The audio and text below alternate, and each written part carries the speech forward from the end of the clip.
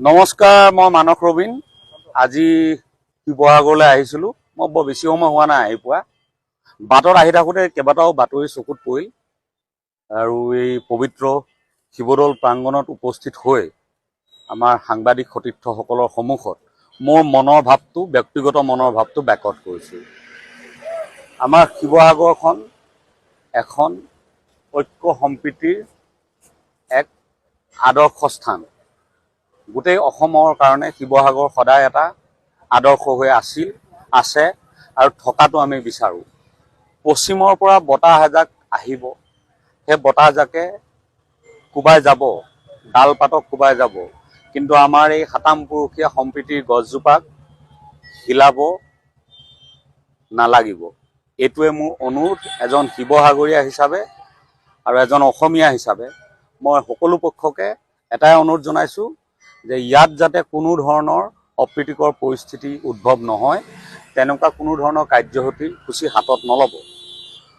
বাংলাদেশী বিতাৰণ, এই কথাটো অসমীয়া জাতীয়তাবাদীসকলৰ আমাৰ সকলোৰে দীৰ্ঘদিনীয়া দাবী। এই দাবীটোক কোনেও নস্যাৎ কৰিব নোৱাৰে।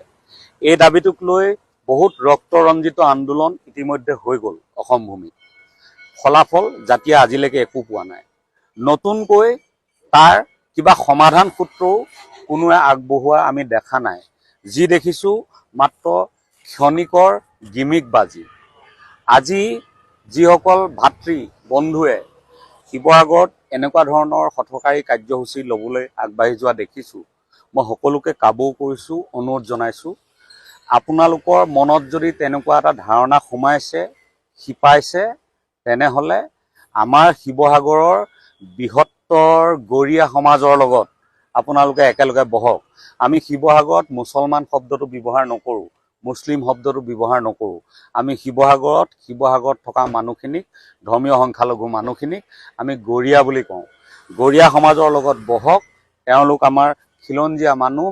তেওঁলোকে আঙুলিয়াই দিব যদি ক'ৰবাত বাংলাদেশী সঁচাকৈ আশ্ৰয় লৈ আছে, আৰু তেওঁলোকক আইনী প্ৰক্ৰিয়াৰে ইয়াৰ পৰা নিৰ্বাসিত কৰিবলৈ জিলা প্ৰশাসনৰ কাষ চাপক। এনেকৈ ভায়ে মাজত কোনো ধৰণৰ সংঘৰ্ষ মই নিবিচাৰোঁ। মই ব্যক্তিগতভাৱে এইটো অনুৰোধ কৰিলোঁ। আৰু ইয়াৰ লগতে আৰু এটা অনুৰোধ কৰিছোঁ, চৰকাৰীভাৱে ইতিমধ্যে উচ্ছেদৰ কাৰ্যসূচী হাতত লৈছে। গতিকে যিসকলে অবৈধভাৱে বেদখল কৰি আছে বা বেলেগ ধৰণে আছে, তেওঁলোকক ইতিমধ্যে উচ্ছেদ কৰিবলৈ লৈছে, আৰু সেই কাৰ্যসূচীয়ে জনসাধাৰণৰ সমৰ্থন পোৱাই দেখা গৈছে, গোটা চেৰেকৰ বাহিৰে। আমাৰ ফালৰ পৰা ক'বলগীয়া এইবোৰ ৰাজনৈতিক কথাত ক'বলগীয়া একো নাই, কিন্তু সামাজিকভাৱে আমি এটা কথা বিচাৰোঁ যে অসমৰ পৰা বাংলাদেশী বিতাৰণ হোৱাটো আমিও বিচাৰোঁ। তাৰ বাবে দুয়োখন দেশৰ মাজত, বাংলাদেশ আৰু ভাৰতবৰ্ষৰ মাজত বিদেশী প্ৰত্যাৰ্পণ চুক্তি হোৱা নাই বুলি কোৱা হয়। সেই চুক্তি সোনকালে সম্পন্ন কৰিবলৈ চেষ্টা কৰক। দ্বিতীয়তে, অসম বাংলাদেশ বৰ্ডাৰ আজি পৰ্যন্ত সুৰক্ষিত নহয় বুলি কোৱা হয়। তাত জলপথেৰে, স্থলপথেৰে মানুহ এতিয়াও আগমন ঘটি আছে বুলি কোৱা হয়। চৰকাৰীভাৱে সেই ক্ষেত্ৰত উদ্যোগ লওক। ভাৰত পাকিস্তানৰ সীমান্ত যেনেকৈ চিল কৰি দিয়া হৈছে, ঠিক সেইদৰে অসম বাংলাদেশ বৰ্ডাৰ বা আমাৰ মিজোৰাম বাংলাদেশ বৰ্ডাৰ বা আমাৰ মেঘালয় বাংলাদেশ বৰ্ডাৰ চিল কৰি দিয়ক। গতিকে মেঘালয়ো ভাৰতৰ, মিজোৰামো ভাৰতৰ।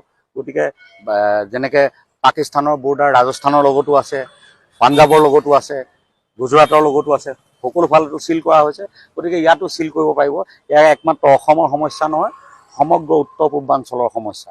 তাৰ লগতে তাৰ টেকনিকেল কথাখিনি জনা মানুহ বহুত আছে, এই ক্ষেত্ৰত দীৰ্ঘদিন ধৰি লাগি থকা মানুহ বহুত আছে। সকলোৱে দিহা পৰামৰ্শ লৈ সমস্যাটো সুমীমাংসা কৰক।